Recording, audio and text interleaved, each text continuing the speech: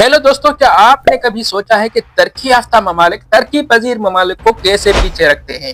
गरीब ममालिक का गरीब होने में डेवलप नेशन का क्या किरदार है? उनके अपने मसाइल के अलावा डेवलप ममालिक कैसे इनको गरीब रखते हैं? आज हम एक ऐसी हकीकत से पर्दा उठाएंगे जो शायद आपको हैरान कर दे। मेरा नाम है सतार किंगरानी और चैनल पे नए हो तो चैनल को जरूर सब्सक्राइब कीजिएगा। अब चलते हैं मौजू की तरफ। दोस्तों, मगरब ने न सिर्फ अपनी मौशियतों को मजबूत करने के लिए प्रोटेक्शनिज्म का सहारा लिया, बल्कि उसने तरक्की पजीर ममालिक को तरक्की याफ्ता बनने से रोकने के लिए तारीखी साजिशें भी की। ये कोई इत्तेफाक की बात नहीं है दोस्तों, बल्कि एक सोची समझी हिकमत अमली के तहत उन्होंने ऐसा ही किया। इस वीडियो में हम तारीख के औराक खोलेंगे, मगरब के दोहरे मयारात को बेनकाब करेंगे और देखेंगे कि पाकिस्तान इस चैलेंज से कैसे निमट सकता है।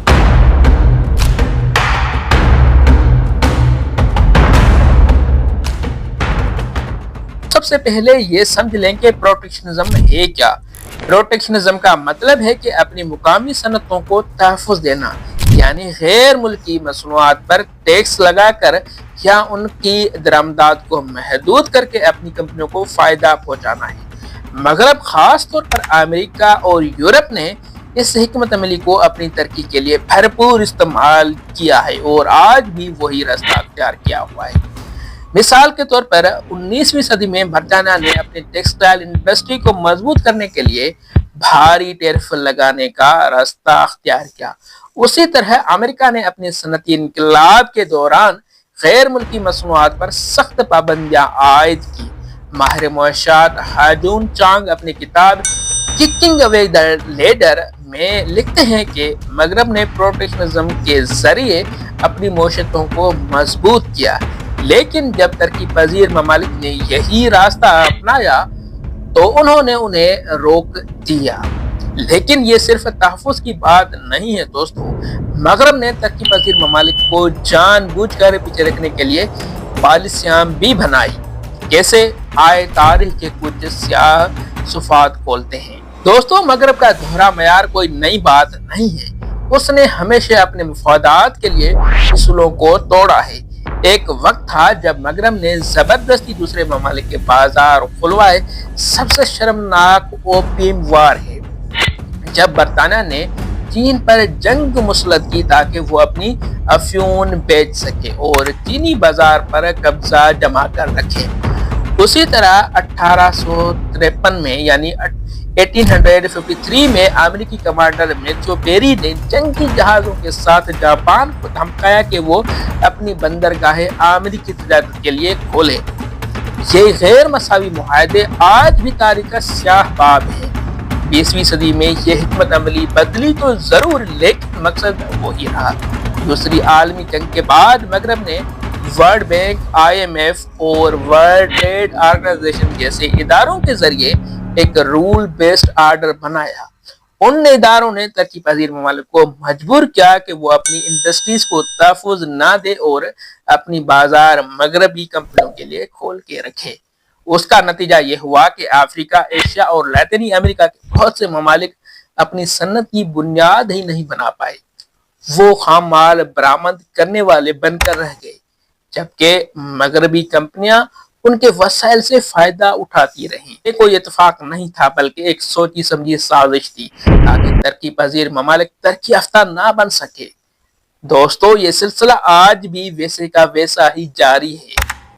1980 की दिहाई में जापान एक मुआशी ताकत बन चुका था। जापानी कारें और इलेक्ट्रॉनिक्स अमेरिकी मंडियों में छा गई थी, लेकिन अमेरिका को ये पसंद नहीं आया। उसने जापान के खिलाफ वॉलेंटरी एक्सपोर्ट रेस्ट्रेंट और सेक्शन 301 ट्रेड एक्शन जैसे इक़दामात किए, और सबसे बड़ा धचका था प्लाजा एक्कॉर्ड 1985 का, जब अमेरिका ने जापानी येन की कदर बढ़ाने के लिए उसे मजबूर किया। उससे जापान की एक्सपोर्ट महंगी हो गई और जापानी मौशियत जवाल का शिकार हो गई। अब वही खेल चीन के साथ खेला जा रहा है। चीन के मुआशी तरक्की से मगरब ख़ुसूसी तौर पर अमेरिका परेशान है। अमेरिकी सदर डोनाल्ड ट्रंप ने टैरिफ जो 2 अप्रैल 2025 کو اعلان کیے تھے اسی پریشانی کا ایک نتیجہ ہے دوستو۔ یہ ٹیرف چین کو دبانے کی کوشش کا ایک ذریعہ ہے، لیکن اس کا اثر پوری دنیا پہ بھی پڑے گا، یہ بات بھی واضح ہے۔ ماہرین کہتے ہیں کہ چین جاپان سے زیادہ مضبوط پوزیشن میں ہے، وہ اپنی معیشت کو خود کفیل بنا رہا ہے، لیکن اس معاشی جنگ کا نقصان ترقی پذیر ممالک جیسے پاکستان کو بھی ہوگا۔ کیونکہ جب بڑی معیشتیں لڑتی ہیں تو چھوٹے ممالک پس جاتے ہیں۔ ہماری معیشت یعنی پاکستان کی معیشت بڑی حد تک برآمدات پر منحصر ہے، خاص طور پر ٹیکسٹائل اور زرعی مصنوعات، لیکن مغرب کی پالیسیوں نے ہمیشہ ہمیں محدود کر کے رکھا ہے۔ روزنامہ ڈان کے ایک مضمون کے مطابق ٹرمپ کے نئے ٹیرف سے پاکستان کی برآمدات کو 1.4 بلین ڈالر کا نقصان ہو سکتا ہے، لیکن یہ صرف ٹیرف کی بات نہیں ہے۔ عالمی اداروں جیسے IMF، ورلڈ بینک نے ایسی پالیسیاں اپنانے پر مجبور کیا ہے پاکستان کو، جن سے ہمارے مقامی صنعتیں کمزور ہوئی ہیں۔ ہم خام مال برآمد کرتے ہیں جبکہ تیار مصنوعات مغرب کو درآمد کرتے ہیں، ایکسپورٹ کرتے ہیں۔ اس سے ہماری ترقی نہیں ہوئی اور نہیں ہو پا رہی، یہی بات واضح ہے۔ اس سب کے باوجود پاکستان کے پاس صلاحیت ہے کہ وہ اس چیلنج سے نکل سکے۔ ہماری ٹیکسٹائل انڈسٹری عالمی منڈیوں میں مقابلہ کر سکتی ہے، لیکن اسے تحفظ اور سرمایہ کاری کی ضرورت ہے۔ ہمارے زرعی شعبے کو جدید ٹیکنالوجی کی ضرورت ہے، اور اس سب سے بڑھ کر ہمیں اپنی معیشت کو ڈائیورسیفائی کرنا ہوگا، لیکن یہ آسان نہیں ہے۔ اگر چین اور امریکہ کے درمیان تجارت کی جنگ بڑھتی ہے تو پاکستان کو ایک طرف کا انتخاب کرنا پڑ سکتا ہے۔ چین ہمارا سب سے بڑا شراکت دار ہے، لیکن امریکہ بھی ہمارے ایکسپورٹ کے لیے اہم ہے۔ یہ فیصلہ ہمارے خارجہ پالیسی اور معیشت کے لیے بڑا امتحان ہوگا۔ تو دوستو، اب سوال یہ ہے کہ اس صورتحال سے نکلنے کا آخر راستہ کیا ہے؟ سب سے پہلے ہمیں اپنی معاشی پالیسیوں کو مضبوط کرنا ہوگا، ہمیں اپنی انڈسٹریز کو تحفظ دینا ہوگا، لیکن ساتھ ہی عالمی منڈیوں میں مقابلہ کرنے کی صلاحیت کو بھی بڑھانا پڑے گا۔ دوسرا، ہمیں نئی منڈیاں تلاش کرنی پڑیں گی۔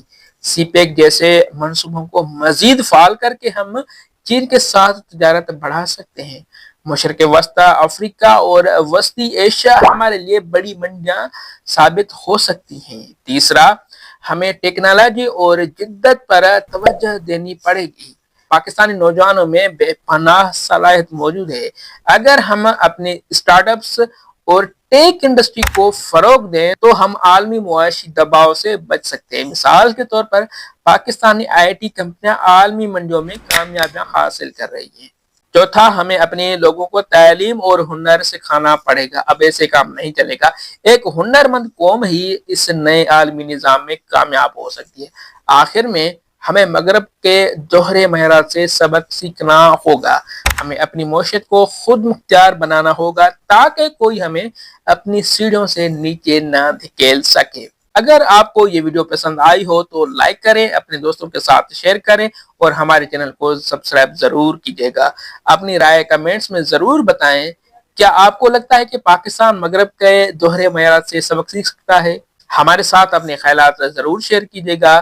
تو اس وقت کے لیے یہی، ملتے ہیں کسی دوسری ویڈیو میں۔ اللہ حافظ۔